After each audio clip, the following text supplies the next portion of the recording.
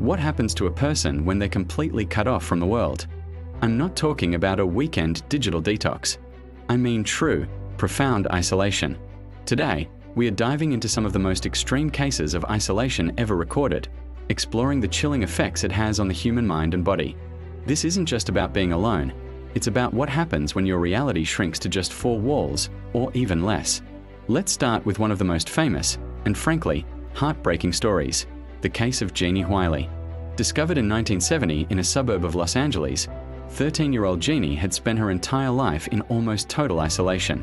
Her father, believing she was intellectually disabled, had kept her strapped to a potty chair in a darkened room or confined in a crib with a wire mesh lid. She was never spoken to. When she made a noise, her father would growl and bare his teeth at her like a dog. When authorities finally rescued her, Jeannie was a ghost of a child. She couldn't speak, couldn't straighten her limbs, and had a strange bunny walk. She was a blank slate, a person who had missed all the critical developmental windows. Scientists were fascinated. Could she learn? Could a human being, deprived of everything that makes us human, be brought back? Initially, Jeannie made incredible progress. She learned hundreds of words, she learned to express some emotions, and she formed attachments to her caregivers.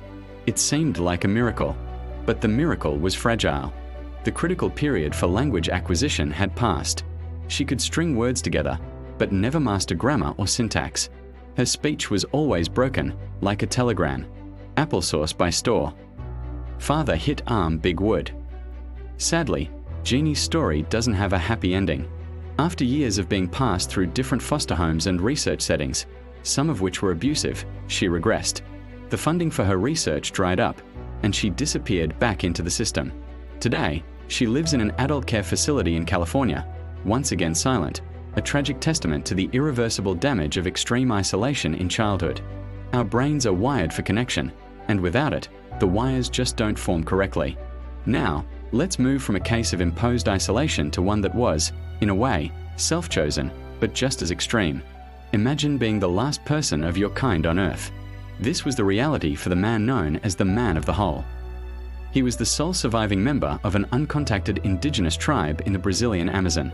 His people were likely wiped out by ranchers and loggers in a series of attacks starting in the 1970s. For at least 26 years, he lived completely alone in a small patch of rainforest. He earned his name because of the deep, narrow holes he would dig, sometimes at the bottom of the huts he built for himself.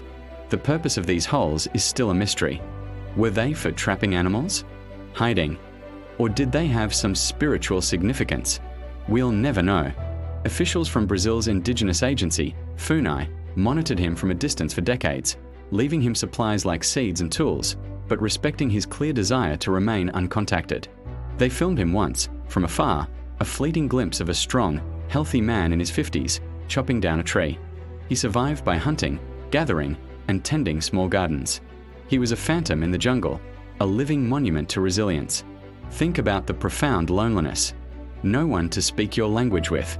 No one to share memories with. The entire culture, history, and knowledge of his people rested solely within him.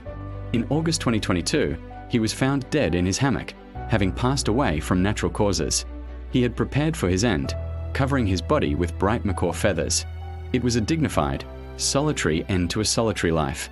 His story is a powerful reminder of the human cost of a world that is constantly expanding, pushing the most vulnerable into ever-shrinking corners of existence. But what happens when the isolation isn't in a jungle or a dark room, but in a place designed for it? I'm talking about solitary confinement. One of the most extreme examples is the story of the Angola 3, a group of inmates at the Louisiana State Penitentiary, also known as Angola Prison. Albert Woodfox, Robert King, and Herman Wallace were placed in solitary confinement in 1972 after being accused of killing a prison guard. They maintained their innocence, claiming they were targeted for their political activism as members of the Black Panther Party. Robert King was released in 2001 after 29 years in solitary. Herman Wallace was released in 2013, just days before he died of cancer after 41 years. And Albert Woodfox? He spent nearly 44 years in a 6x9 foot cell. That's a space smaller than a parking spot. For 23 hours a day, he was alone. For 1 hour, he was allowed to pace, alone, in a small outdoor cage. How do you survive that? Woodfox described it as a constant battle to keep his sanity. He read voraciously. He studied law. He exercised relentlessly in his tiny cell. He and his comrades would communicate by tapping on pipes or shouting across the tiers, trying to maintain some semblance of human connection. But the psychological toll was immense. He experienced panic attacks, claustrophobia, and a perpetual state of anxiety. The world outside his cell became abstract, unreal. When Woodfox was finally released in 2016, the world was overwhelming. The simple act of being in an open space was terrifying. The noise of traffic, the vastness of the sky, it was all too much. He said, "I'm not sure what I'm supposed to feel. The more I'm around people, the more I realize the damage from the years of isolation." His mind, trained for decades to exist in a tiny box, struggled to expand back into the world. His story is a powerful indictment of a system that uses isolation as a form of punishment, a punishment that often continues long after the cell door has been opened. These stories are extreme, but they reveal a fundamental truth about us.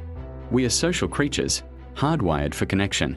Our sense of self, our ability to think, to speak, to feel, it's all shaped by our interactions with others. When that's taken away, the human spirit can be bent and sometimes broken. Jeannie's story shows us that without early social interaction, our brains may never fully develop. The Man of the Hole demonstrates incredible resilience, but also the deep tragedy of cultural extinction and ultimate loneliness. And Albert Woodfox's ordeal highlights how isolation can be used as a weapon, inflicting psychological wounds that may never heal. So, what can we take away from these haunting tales? It's a reminder to cherish the connections we have.